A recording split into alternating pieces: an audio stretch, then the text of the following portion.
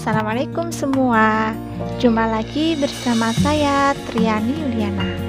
Kali ini saya akan membacakan novel yang berjudul Cinta untuk Fiza part 27. Jangan lupa tekan tombol like, komen, share, subscribe, dan nyalakan lonceng. Terima kasih.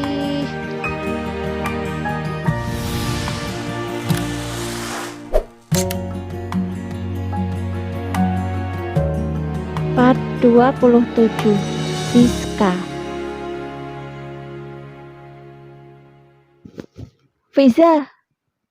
Aku dan Rara menghentikan langkah, lalu menoleh ke arah suara wanita yang akhir-akhir ini mengusik ketenangan hati.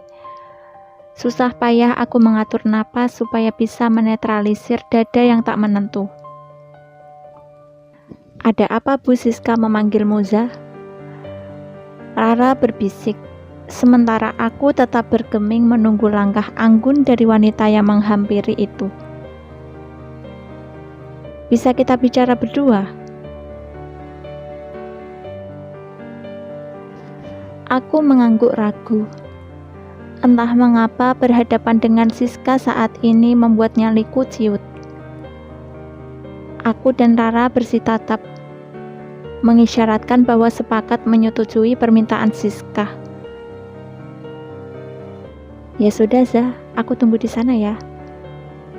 Bisik Rara sembari mengarahkan jari telunjuk pada kursi taman yang letaknya tak begitu jauh. Setelah aku menyetujui, Rara bergegas meninggalkan kami. Kita bisa duduk di situ, ucap Siska sembari menuju salah satu gazebo di taman kampus yang lengang. Kondisi kampus lumayan sepi, karena mahasiswa kelas lain belum keluar. Fiza, kamu pasti tahu kan, kenapa Dava bisa dikeluarkan dari kampus? Ucap wanita cantik itu pada intinya. Duduk di hadapanku sembari menautkan jemarinya di pangkuan.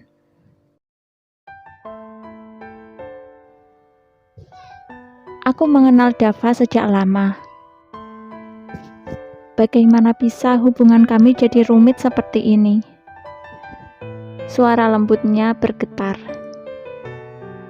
Kemudian Siska kembali berbicara setelah menyelipkan rambut yang menutupi wajah yang dipenuhi make up itu ke belakang telinganya. Kalau dipikir-pikir, kamu masih muda, Fiza. Bukankah kamu juga belum memiliki perasaan cinta terhadapnya? Lagi pula, apa yang kamu harapkan dari pernikahan yang hambar itu?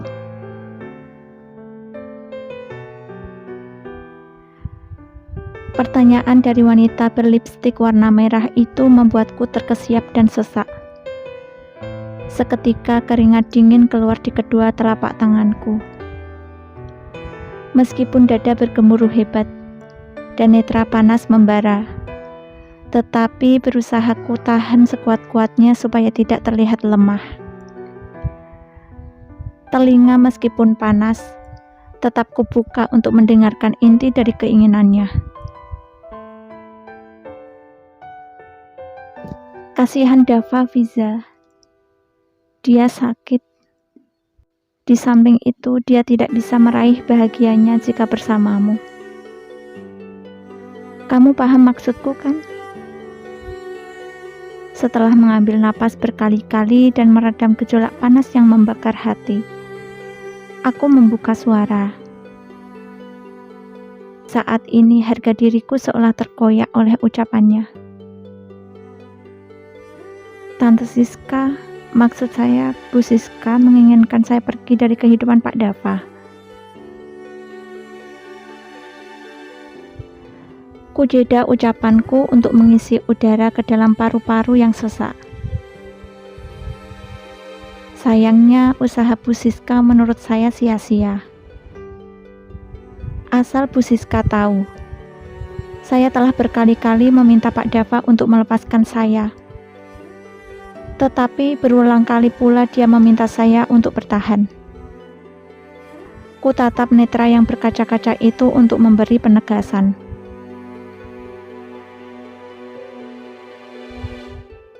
Jadi masalahnya di sini bukan ada pada saya, namun ada pada hati Bu Siska sendiri. Saya akan menyerah dan pergi jika Pak Dava yang memintanya. Sebuah pernikahan adalah ikatan suci. Jadi tidak semudah itu untuk dibubarkan hanya karena bayangan masa lalu.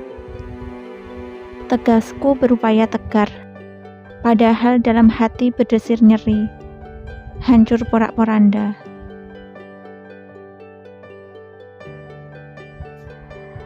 Sejak Mama meninggal, hanya Dava yang mengerti keadaanku, Fiza.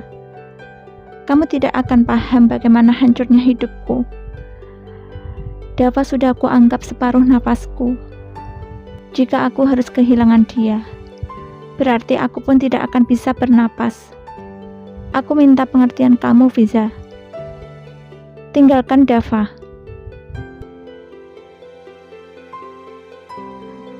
Hati ini kembali terlilit pilu, hingga ujung netra pun basah. Aku tersenyum getir. Bagaimana bisa ada wanita yang egois seperti ini?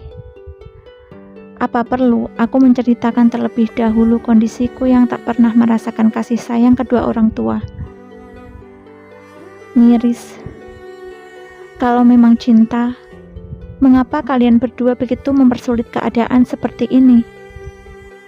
Bukankah aku pun telah mengatakan bahwa rela untuk melepas diri dan pergi menjauh? Hening untuk beberapa saat. Ayo kita pulang.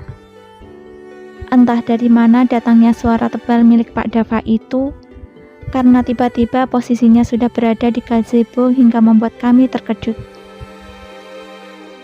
Lalu dia menarik pergelangan tanganku untuk berdiri.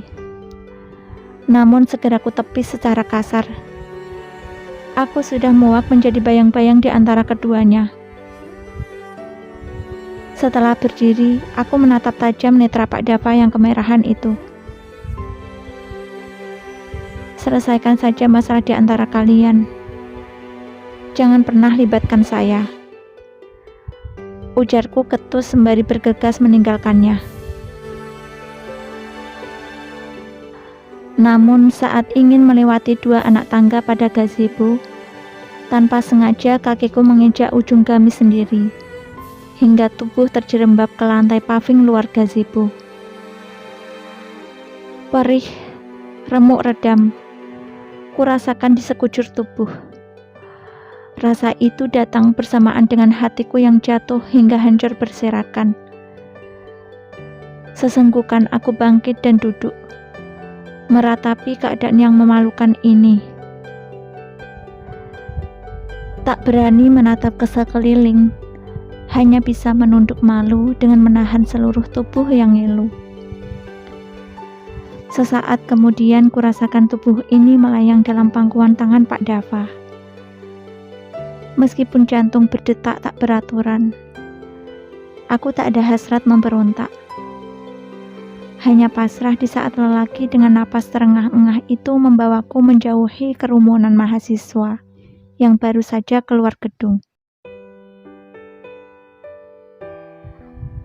Kusimpan wajahku dalam-dalam di dada bidang itu, seraya menahan sesak yang memilukan dan memalukan. Mengabaikan tatapan Rara yang sekilas kutangkap menetra, juga menepis bisik-bisik penuh tanya serupa dengung lebah dari mahasiswa yang bermunculan. Sesampainya di tempat parkir, satpam yang tengah berjaga menghampiri. Lelaki parubaya itu membantu membuka pintu mobil yang telah ditekan remote kunci oleh Pak Dava. Setelah terbuka lebar, dengan perlahan Pak Dava mendudukkanku di kursi penumpang, lalu memasangkan sabuk pengaman. Pak Dava kembali menutup pintu, kemudian memutari mobil hingga memposisikan diri di balik kemudi. Sempat tertangkap di telinga ucapan terima kasih lelaki yang sedang memasang sabuk pengaman itu kepada satpam yang membantu. Setelah mengembuskan napas panjang, Pak Dava menyalakan mesin mobil dan mengemudikan mobil untuk bergerak mundur. Sementara itu, aku memilih menenggelamkan wajah menghadap jendela, menyesali diri karena bertindak memalukan. Dalam keheningan, lelaki yang datang bak pahlawan itu mengeluarkan mobil dari area parkir dan membawanya melintasi jalan raya. Aku bergeming, meringkuk badan membelakangi, tak berani untuk menatapnya. Meskipun kurasakan perih di wajah, telapak tangan, juga lutut, tetapi rasa itu seakan terkalahkan oleh rasa malu. Entah apa yang dipikirkan Rara dan para mahasiswa pada akhirnya. Aku hanya bisa mendesah pasrah. Tanpa kusadari, mobil telah berhenti dan terparkir di garasi. Dengan mengabaikan rasa sakit di sekujur tubuh, kubuka handle pintu dengan segera. Beranjak keluar lalu tergopoh-gopoh menuju pintu rumah. Kuusap secara kasar seluruh pipi yang basah tak beraturan ini, sembari meringis menahan nyeri di lutut dan sekitar paha. Tak berselang lama, Pak Dava menyusul di sampingku untuk membuka pintu. Berkecamuk rasa pilu dalam hati, membuat enggan bertatapan dengannya. Setelah pintu terbuka, lagi-lagi tanpa bicara terlebih dahulu, Pak Dava mengangkat tubuhku dengan napas memburu. "Turunkan saya, Pak." Tak karuan aku dibuatnya, meronta-ronta seakan percuma. Tangan kekarnya tetap bergeming dan membawaku menuju sofa ruang tengah, kemudian mendudukkanku secara perlahan. Pak Dava beranjak meninggalkanku, menimbulkan berbagai tanya dalam benak. Ada perlu apa dia ke kampus? Sejak kapan dia mengetahui posisiku yang sedang berbicara dengan Siska? Kemudian lelaki yang sedikit bicara itu datang kembali hingga membuyarkan lamunanku. Dia duduk di sampingku dengan membawa kotak obat. "Bebaskan saya, Pak." Lirihku memohon, benar-benar memohon, karena hati ini benar-benar lelah. Aku ingin terbebas dari belenggu yang menyesakkan jiwa. Lelaki itu bergeming, membuatku kian sesak. Kalau tidak mau melepaskan saya, lantas apa sebenarnya keinginan Bapak? Netraku yang basah menatapnya penuh geram. Saya lelah. Saya benar-benar lelah. Tangisku akhirnya pecah tak karuan. Ku tenggelamkan wajah pada kedua telapak tangan, menumpahkan kekesalan yang memuncak. "Maaf." Lirihnya memeluk tubuhku erat untuk beberapa saat lamanya. Dalam keadaan tergugu, hati yang lelah ini bertekad tak akan mudah luluh lagi. Aku harus segera mendapatkan kejelasan darinya.